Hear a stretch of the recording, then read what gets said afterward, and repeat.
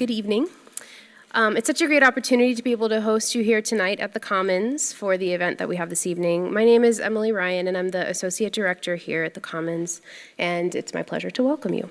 We are very fortunate at KU to have a number of programs and departments who see value in hosting challenging conversations, inviting real dialogue, and making space for perspectives that both enlighten and challenge our own. This event would quite literally not have been possible without the inspiration and support from our co-sponsors. It is because of their foresight and collective recognition of the need to have these conversations in this time that we are able to welcome Sarah Schulman to KU. They are the KU Libraries, the Office of Multicultural Affairs, the Department of English, the Department of American Studies, the KU Honors Program, and the Partners of the Commons, among others. A couple of notes before we get started with the presentation this evening. Sarah Schulman has offered to take questions following her presentation. There are microphones in the aisles. This is not a coincidence. Please use the microphones for questions. We are recording this entire event, and we want to make sure that we capture questions as well as answers to the questions.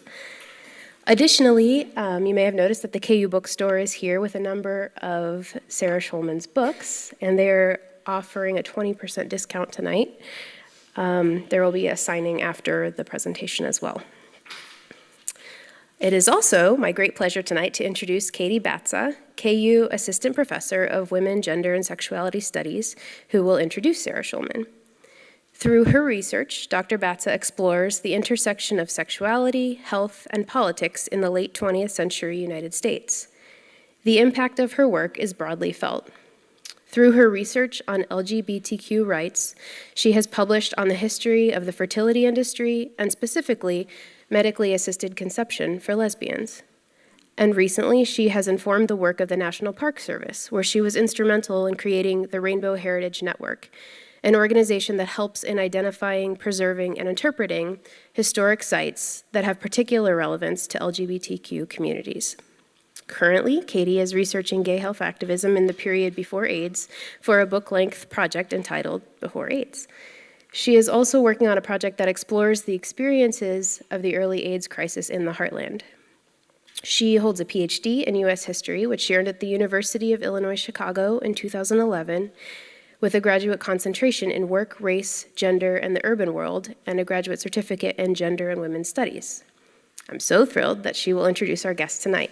Please help me welcome Katie Batza.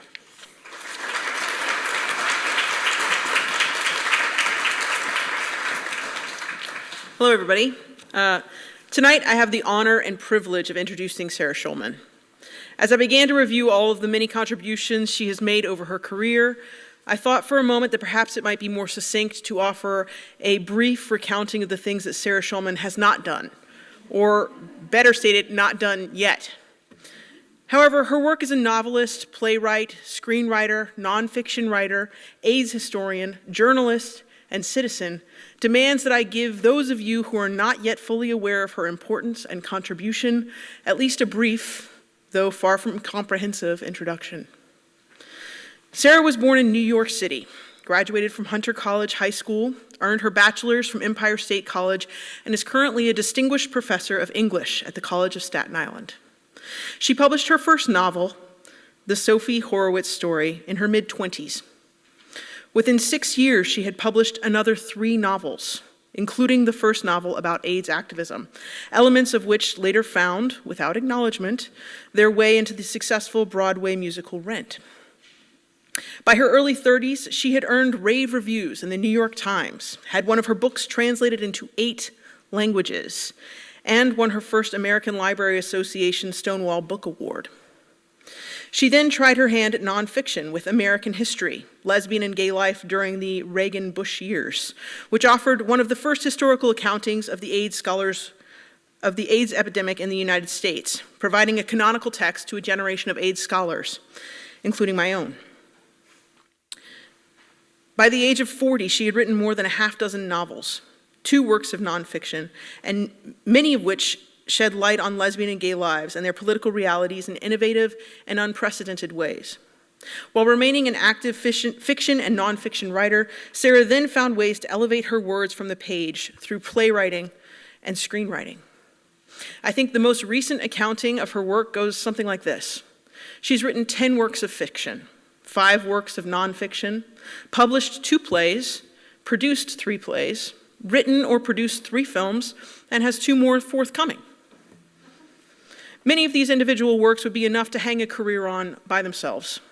Yet Sarah has consistently pushed herself further and remained on the cutting edge of critical study of LGBTQ issues, politics, and experiences, whether by chronicling the impact of the early AIDS crisis and charting the activism that it inspired, with a fantastic oral history project, I might add, that I use all the time in my teaching and in my research, or providing a leading voice in the discussion of pinkwashing and homonationalism. She has proved to be a leader not only in her scholarship, but in her engagement with the world around her. However, Sarah is not merely prolific. Her work matters. Her work mattered to me when I was first coming out as a teenager, 25 years ago. And it matters to me today as I build upon her foundation to fill in more gaps in LGBTQ studies and connect it to the present political landscape. Though I can speak to her personal importance to me, I'm far from the only one to hold her in high esteem. Over the course of her career, Sarah has won a Guggenheim, a Fulbright, 3 New York Foundation of the Arts Fellowships, the Kessler Prize for sustained contribution to LGBT studies, the Stonewall Award for improving the lives of gays and lesbians in the United States, the Revson Fellowship from the Future of New York City at Columbia, the New York Institute for the Humanities Fellowship at NYU, 9 residencies, 2 American Library Association Stonewall Books Awards, and then many other awards and accolades beyond that. So I'm just thrilled to have you here. I can't wait to hear what you have to say, so I'm going to go ahead and leave it to you.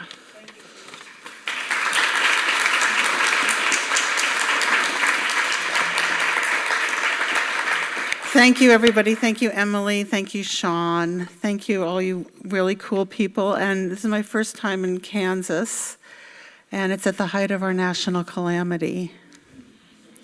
How many people watched the press conference today?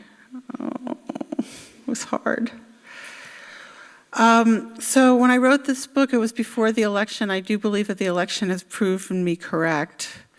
Basically, Donald Trump is a person who every day tells us many times a day what a victim he is, especially when people tell the truth about who he is and what he's doing.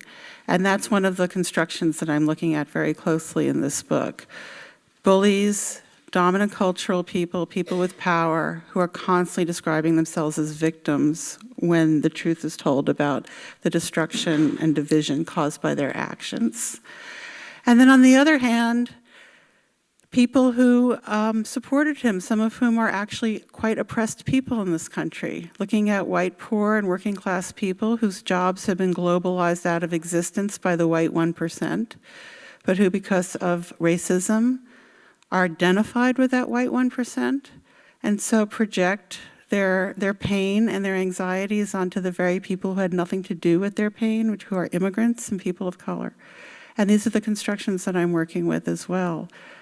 People who have been truly oppressed and truly traumatized, who blame the wrong party, often because of racism. So that's what I laid out for you. So I'm going to present about 20 minutes or so of the foundational ideas of this book, and then open to criticisms, of course, and discussion, and we'll take it from there.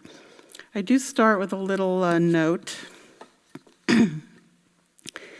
I ask you to read this book the way you would watch a play, not to emerge saying, that play is right, but rather to observe that the play reveals human nuance, contradiction, limitation, joy, connection, and the tragedy of separation. This is not a book to be agreed with.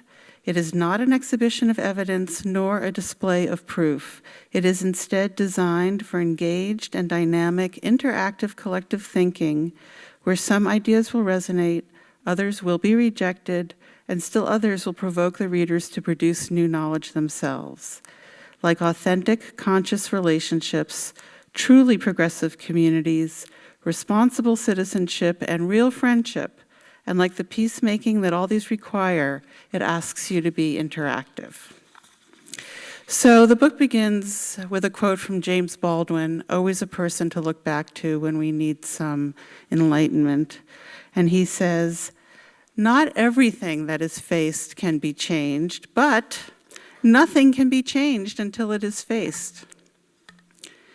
As I began this book during the summer of 2014, the human community witnessed systemic repetition of unjustified cruelty with exhaustion and frustration.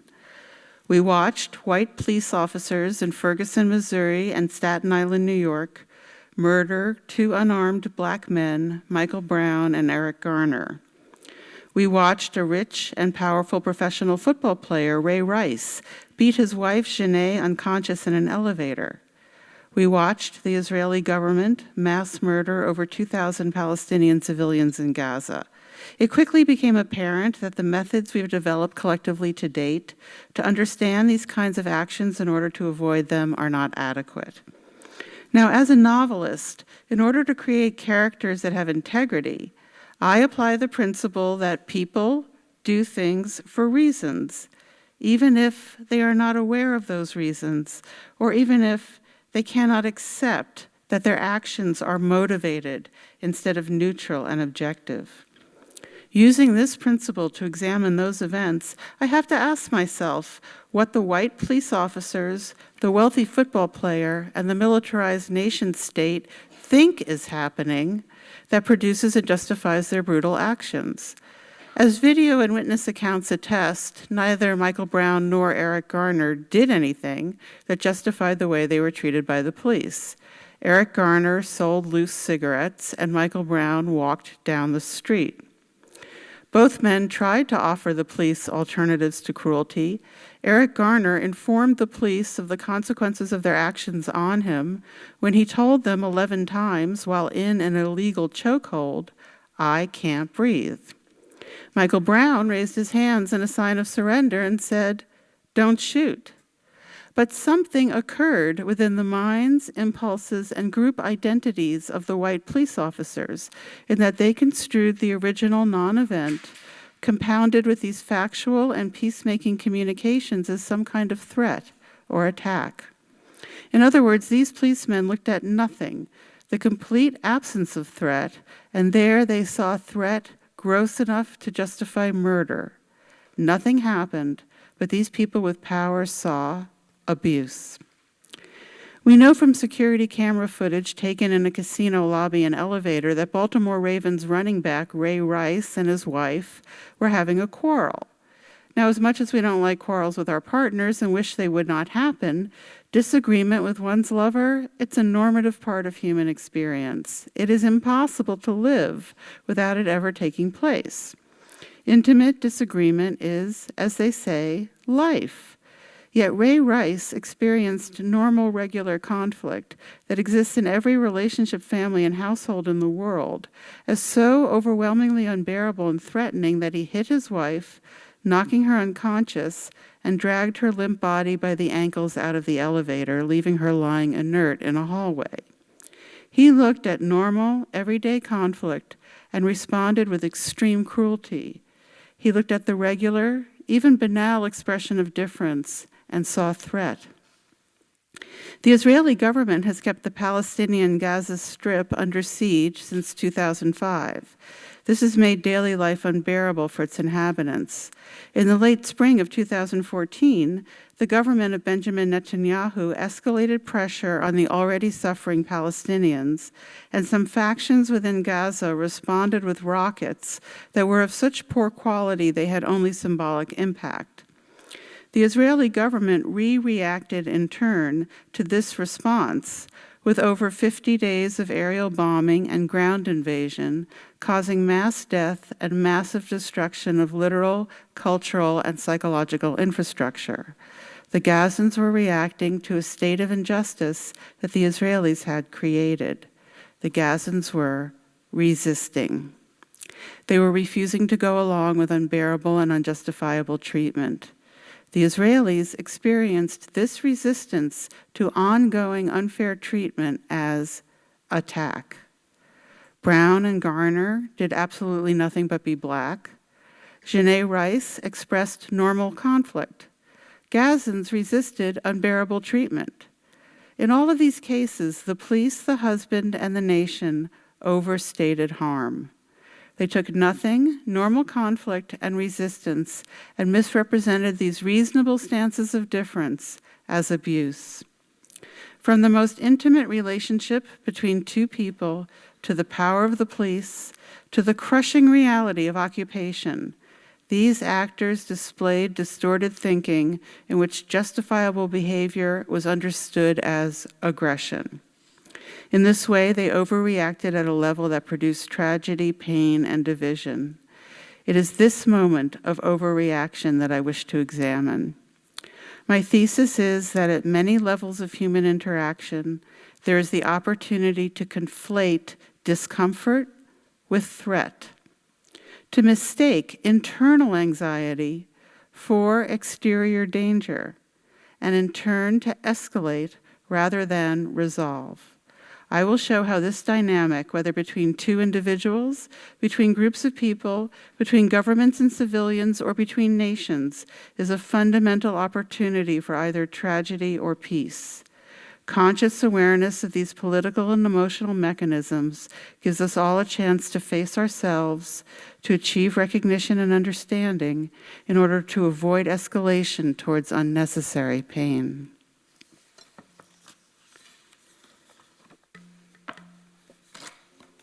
However, it is not only the police, wealthy football players, or colonial occupiers who can feel abused in the absence of actual threat. It is not only the dominant who feel endangered when faced with normal conflict, or when their own unjust actions are responded to with resistance. In fact, these distorted reactions occur in both the powerful and the weak, the supremacist and the traumatized, in society and in intimacy. In arenas in which real abuse could conceivably take place, there are those who feel persecuted and threatened, even though they are not in danger, and they often lack help from those around them to differentiate between the possible and the actual. Bullies often conceptualize themselves as being under attack when they are the ones originating the pain. Everywhere we look, there's confusion between conflict and abuse. If a person cannot solve a conflict with a friend, how can they possibly contribute to larger efforts for peace? If we refuse to speak to a friend because we project our anxieties onto an email they wrote, how are we going to welcome refugees, immigrants, and the homeless into our communities? The values required for social repair are the same values required for personal repair. And so this discussion must begin in the most micro experience. Confusing being mortal with being threatened can occur in any realm. The fact that something could go wrong does not mean that we are in danger. It means that we are alive.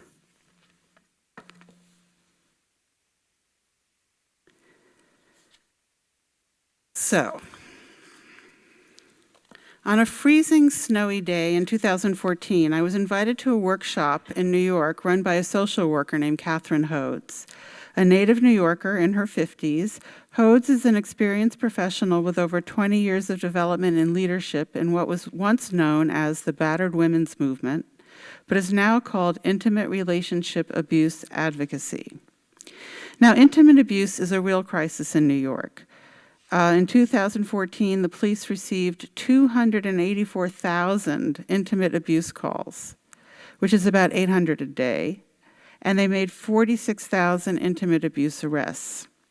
Now, Hodes had boldly started to notice that clients were increasingly confused about what the word abuse actually means, that it was overused.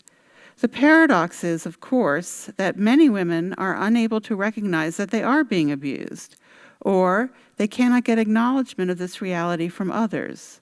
But at the very same time, Hodes also found that some women were applying the term abuse to situations that were really something else. Increasingly, she noticed that women who did not know how to resolve a problem sometimes described that feeling with the word abuse. So this session had been convened to address that trend directly with service providers. Now, Hodes's focus was to help social workers differentiate between abuse and conflict so that they could be effective and directed in helping clients in ways that would speak to their real experiences. While identifying abuse is essential to saving lives and providing services, differentiating conflict from abuse is also essential to meeting clients' real need to learn how to face and deal with obstacles and to develop truthful assessments of themselves and others. Quote, differentiating between power struggle and power over, Hodes explained, is the difference between conflict and abuse. So abuse is power over, and conflict is power struggle. As we students discussed and grappled with this insight over the course of the day, my understanding consistently deepened. While obviously significant abuse takes place every day, where a person is being controlled by another or by a group in a manner that the recipient has not contributed to and cannot change, the word abuse has become overused. People may feel angry, frustrated, upset, but this does not mean they are being abused. They could instead be in conflict. Therefore, the fact that one person is suffering does not inherently mean that the other party is to blame. People may not know how to make things better, how to look at their own participation, how to deal with feeling badly about themselves.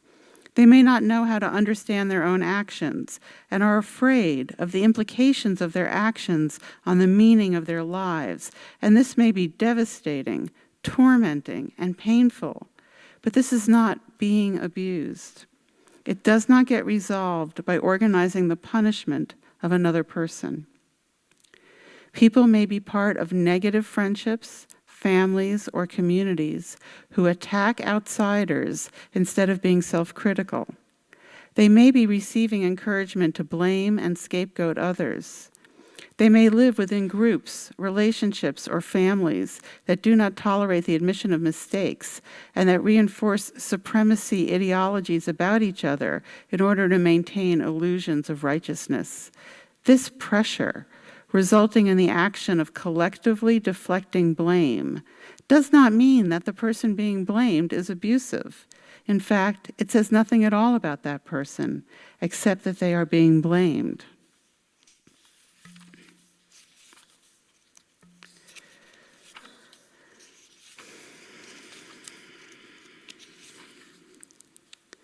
Now, it was very interesting in this workshop because one of the things that Hodes told us is that increasingly perpetrators are getting control of the abuse apparatus, so that increasingly perpetrators are the ones to first call the police, to threaten legal action, to send lawyer letters, or threaten or seek restraining orders as part and parcel of their agenda of blame and control.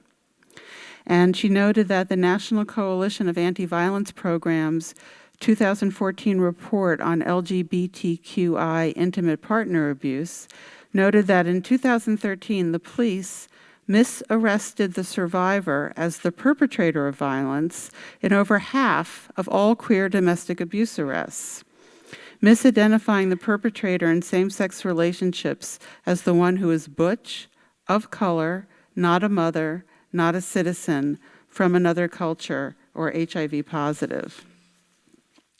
One of Hodes's many valuable suggestions is to lower the bar for what must happen in a person's life for their suffering to be acknowledged.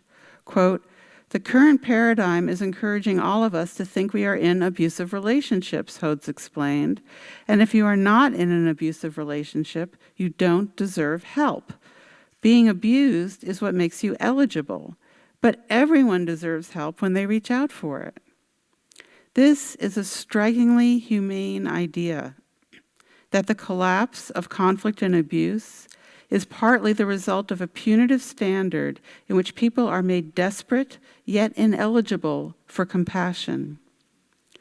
This is a non-cynical reading of a human condition in which people who have suffered in the past or find themselves implicated in situations in which they are afraid to be accountable fear that, within their group, acknowledging some responsibility will mean being denied their need to be heard and cared for.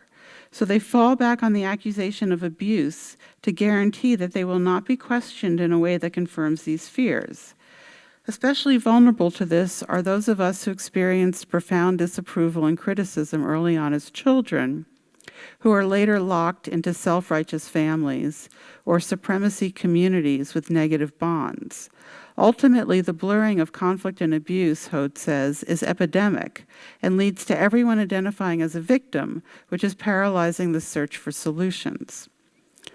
I was moved and enlightened by her insight that conflicted people have to prove that they are eligible for compassion. No one can negotiate without being heard. Shunning, therefore, is designed to maintain a unilateral position of unmovable superiority by asserting one's status as abused and the implied consequential right to punish without terms.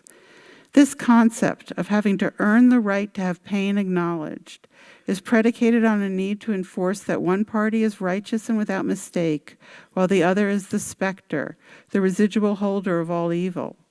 If conflicted people were expected and encouraged to produce complex understandings of their relationships, then people could be expected to negotiate instead of having to justify their pain through inflated charges of victimization. Okay, so at this point in writing the book, I asked myself, how did we get here? So the next chapter, I'm just going to summarize in my professorial mode here, just examines the history of how we got to this place. So let me just start by saying that I was born in New York City in 1958. And in 1958, if a woman was raped in New York, she could not get a conviction based on her testimony alone. She had to have a witness. So that's how dire the situation was for women when, in the 1960s, the feminist movement against violence first emerged. Now, to look back at that movement, it came out in a time when there were many radical movements all over the world that had very big visions for transforming our social relationships.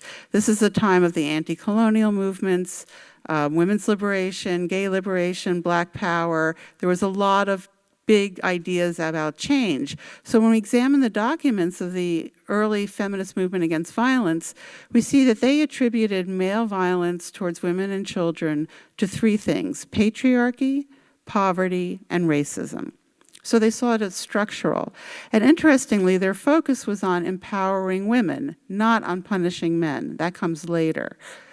So at that time, they began a lot of grassroots services that were designed to empower women. So they invented things like battered women's shelters, anti-rape hotlines, self-defense classes for women, this sort of thing. And in the 70s, some of you may recall, there was a program in the United States called CETA, where the federal government would pay the salaries of staffs of grassroots community-based organizations. But when Ronald Reagan was elected in 1980, which is D-Day for a lot of the problems that we're having today, in his first 3 weeks in office, he eliminated CETA. So these programs got defunded. Now, what you see happening in the 80s during the Reagan period is that these services became part of the government. They were taken over by the government bureaucracy. So they were dependent on the government for funding. They were accountable to the government. People had to be credentialed by the government to have jobs in these services. And this produced a crisis in meaning because the United States government is one of the greatest sources of violence in the world. And so they cannot be put in charge of ending violence, especially, so therefore the theory that the violence was caused by patriarchy, poverty, and racism was completely eliminated because, you know, the US government relies on patriarchy, poverty, and racism. So instead we see this whole other enforcement layer created that is maintained by the police, and it's based on determining who the perpetrator is so that they can be punished. And we see a lot of mandatory incarcerations and this sort of thing. And of course, when you have programs like this, poor families are much more vulnerable to government coming into the family than wealthy families. But what's also interesting about the police being enforcers of this new apparatus is that in the United States, the profession of police officer is the profession with the highest rate of domestic violence of any profession, including NFL player. But what's also interesting during this period is that there's a lot of cultural propaganda for this concept. So this is when we start to see things like Law and Order Special Victims Unit emerges. And here you have this story told over and over and over again that there's a completely evil perpetrator, there's a purely innocent victim, and the answer is the police. So whereas the movement in the 60s was grassroots and was looking for community negotiation systems and empowerment systems, we're now being told that the police are the appropriate arbiters of our relationships. And this is a pattern in which we're encouraged to abdicate accountability for our participation in creating conflict and escalation. And when we do that, it enhances the power of the state. Now, in the book, I give 2 case studies that I think really illustrate this, and I'm just going to summarize very briefly and then open it up to you.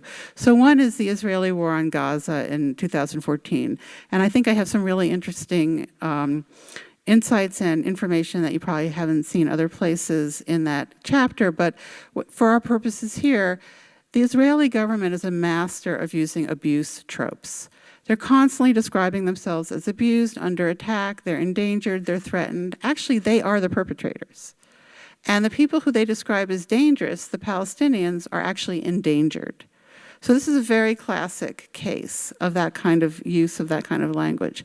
But another example that I look at is this new recent global phenomenon that's called HIV criminalization.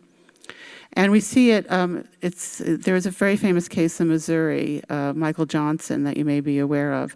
But this is a trend around the world in which people who are HIV positive are mandated by law to disclose their status to their sexual partners, even if they are on medications that have them virally suppressed and so they're not infectious, or even if they use condoms. In other words, even if their partner could not or does not get infected. And Canada has one of the worst HIV laws in the world, which is a fascinating case. So when I started researching this, I did it as a journalist for Slate magazine. Canada, 250 people are in jail right now for not disclosing their status, even if their partners were not infected. So as a journalist, the first thing I did was try to figure out who are these people. And when I started to look at their demographic, half of them are Black. Now, there's like no Black people in Canada. You know, it's like 2.6% Black. So why are 50% of the incarcerated HIV positive people Black? And as you unravel it, you start to realize that this was a racist, anti-immigrant measure, and that's how it came into being. But for our purposes, it's conceptually very relevant because for 30 years, people who are HIV negative have been conceptualized of as people who are responsible to keep themselves negative. But what the state did in Canada was that they changed the self-concept of people who are HIV negative into people who are potentially criminally wronged and therefore need to call the police. So that the anxiety that people have about HIV, and let me just say that if you live in Canada and you have health care, HIV is not the worst thing that can happen to you. There's a lot of diseases that are much worse than HIV if you can get access to medication. But there's a stigma around HIV that persists and that causes a great deal of anxiety. The state exploits that anxiety. So every time there's a measure in which a new class of people, in this case HIV-negative Canadians, newly have the power to incarcerate another new class of people, in this case HIV-positive Canadians, you enhance the power of the state. And so in conclusion, what I hope that I've laid out for you today is the ways that when we abdicate our own responsibility for how we participate in creating and escalating conflict, we enhance the power of the state. Okay, thank you.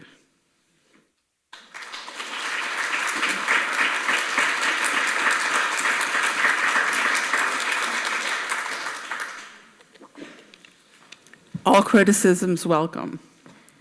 Also questions and comments. So there's 2 microphones. Please feel free.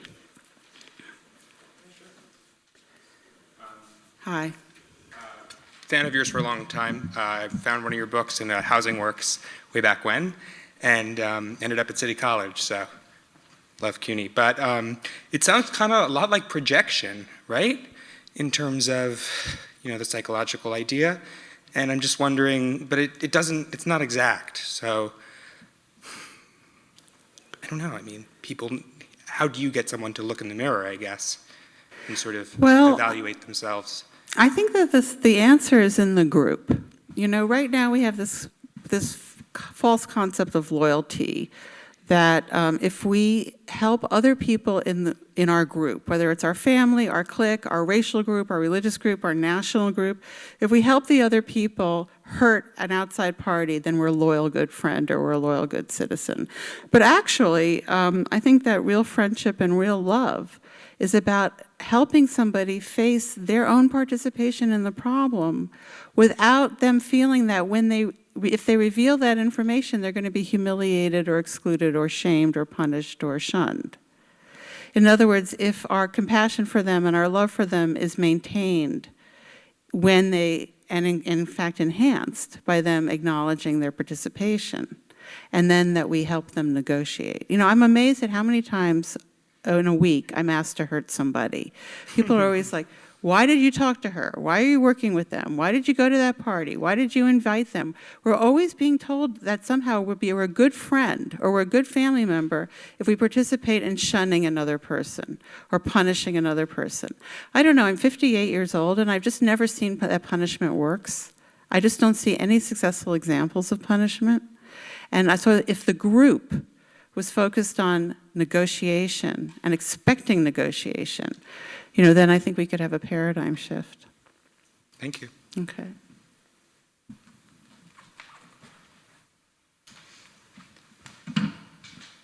Good evening.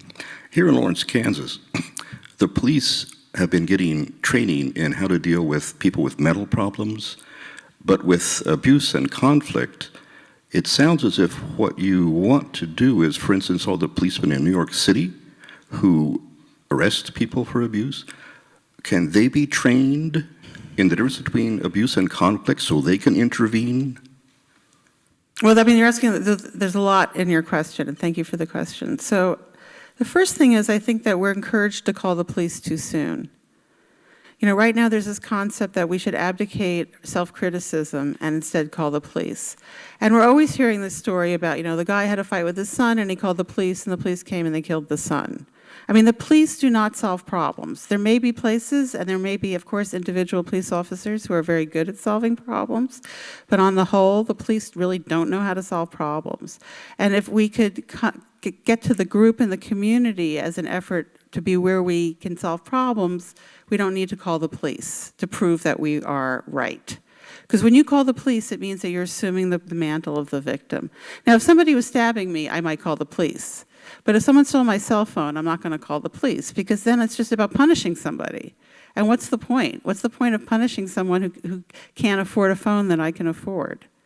Do you know what I mean? So it's getting away from this concept of punishment as the way we resolve. Now, the second part of your question has to do with who are the police. And I think most of us understand that the wrong people are the police in many cases. It's a very underpaid job. It's extremely undertrained, in my view. I teach at the College of Staten Island in the city of New York. Many of my students become police officers, and I can see that they should not be in that social role. So we do need to reconceptualize. Now, Black Lives Matter, if you read their manifesto, which is a very, very interesting document. It's signed, it was written by a number of philosophers and scholars. They do have proposals for other ways of thinking about policing, and there's a lot of people out there doing that work as well.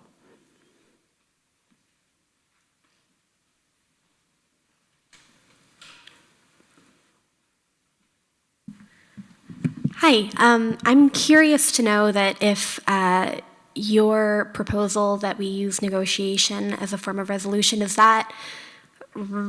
you think that unfairly places responsibility on victims to interact with their abusers when that may be traumatic for them? Well, I'm talking about conflict, right? My book is about conflict. Yeah. So I'm not proposing that for abuse. I'm saying that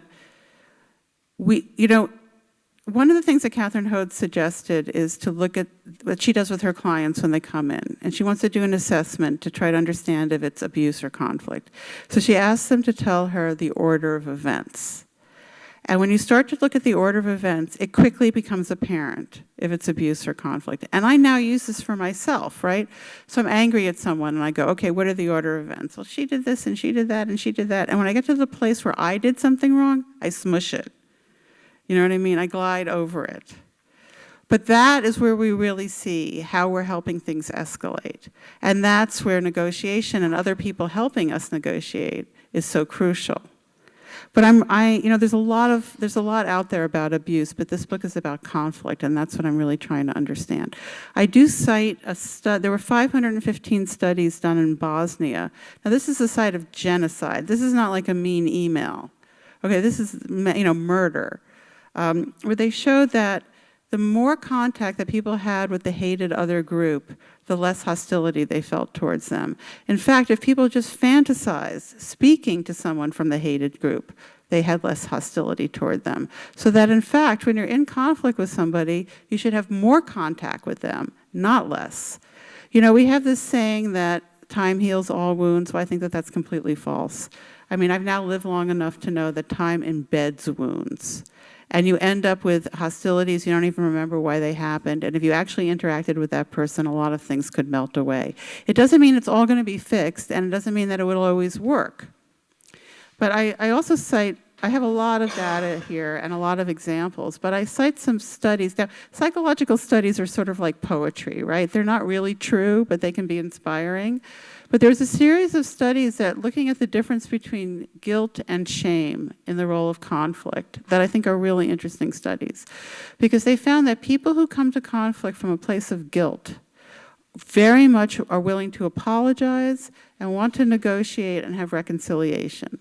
But people who come from shame want to destroy the other party because they don't have the mechanism of self-criticism that's necessary for negotiation. And those are the people who really need the support of the people around them. Now, in another part of the book, I compare 4 different systems that are very, very different from each other. Traditional psychoanalysis, pop psychology, Al-Anon, and mindfulness. And what I found is that all of these 4 systems, which are very different, draw 2 of the same conclusions. They all advocate delay, to delay before you respond, and the positive group. That you need to have some place in your life where whether it's your meditation group or your AA meeting or your therapist's office or wherever, you need to have a place where people are not going to encourage or reward you for escalating. So that, I found that putting all that together and seeing those conclusions was very revealing.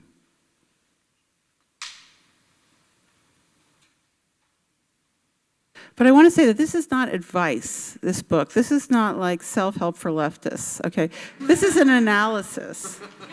It's an analysis about how when we abdicate, we enhance the power of the state. And you can't look at this without looking at that final component about the government, especially now. I mean, now look at how we're being asked to punish so many people, right? We're watching ICE raids, painful ICE raids on immigrants, where we have this Muslim ban that is grotesque, not only illegal, but so unethical and against everything that we need to live in a healthy community.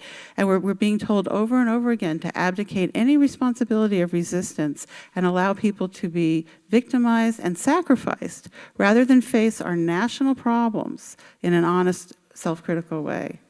So, I mean, there is the ultimate example. Yes? Could you say something positive or optimistic about the future? Well, there's a lot that's optimistic, which is people are waking up. There's a lot of resistance that's going on. I know in New York there's demonstrations every single day, and they're all over the country.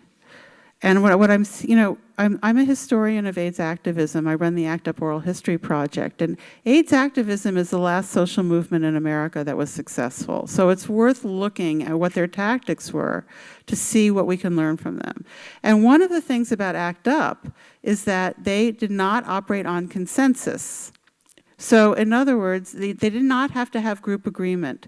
So if you wanted to do something and I didn't want to do it, I wouldn't try to stop you from doing it, I just wouldn't do it. I would just go do my thing. So that a healthy movement, I think that one of the things to learn from ACT UP is that a healthy political movement is a movement that allows for difference and recognizes that people can only be where they're at. And believe me, I wish everyone was at exactly where I'm at, but they're not. And you cannot force people to be in a place that they're not at. So you have to have a movement in which people can respond at a level that makes sense to who they are and where they're at. And so I think in a moment like the disaster that we're in now, this is an emergency. We have to suspend these micro critiques of taking down other people and saying why their strategy is wrong and their analysis is wrong. There is no correct analysis. These are old ideas that are left over from Leninism, you know, from democratic centralism, where the Central Committee of the Communist Party would decide the line and then the party members would follow it. And that didn't work out very well, did it? You know, so it's like now that we're in a place where a lot of different communities are rising up and in a lot of different realms, you know, in labor, in environment, in all kinds of areas, let people respond the way that they need to respond and build your own constituency. I think that's the lesson for today. One more question, anybody? Yes. So I felt like your analysis really resonated with some of the things that are happening here on campus. Particularly, we're having a campus conversation around guns coming on campus, which will happen in July. And it's been really interesting kind of hearing students and faculty and all of the different conversations happening around it. There are a number of folks who would like to be able to carry weapons on campus because they feel like they should be able to carry their guns anywhere. And then there are also, I'm kind of surprised, but it also makes sense given your analysis. There are students of color, there are female students who feel like they might feel safer if they're able to have access to a gun on campus because they feel threatened. And that seems to kind of layer in well with what you've laid out here. So my question is, obviously they're kind of abdicating their, you would suggest that by kind of embracing that fear, they're giving the state more power, and the state is encouraging them to have that power, but then they also end up having guns, which I feel like... Oh, it's escalation, right? Right, it's an escalation, but it's also an escalation that doesn't always work on the state's behalf. So I wonder if you could talk a little bit about that. Yeah, I mean, my thoughts on this are really influenced by the philosopher Sarah Ahmed, and I don't know if people know her work. She's really brilliant. And one of my favorite books of hers is called The Purpose of Happiness. And she's the person who came up with the feminist killjoy. Have you ever heard of that? It's the woman who walks in the room and ruins everyone's fun by telling the truth. Anyway, so in that book, she talks about how in neoliberal societies, entitled people have now been made to feel that we have the right to never be uncomfortable. That we should always be comfortable, and that if someone is making us uncomfortable, they are abusing us, attacking us, and threatening us. But the fact is, the only way that a person can always be comfortable is at the expense of other people. It's only if other people's realities are repressed, right? So we have to learn to want to be uncomfortable. We have to learn how to live with anxieties, human anxieties, which come from difference. I mean, the fear that we're all being asked to embrace now is fear of difference. There will always be difference, but people will always be different. So it's almost a negative, it's a dystopian concept that can never be achieved. You can never, ever, ever live without difference. So if we can just embrace being uncomfortable, then we can learn to live together. All right, thank you all so much. Thanks for having me.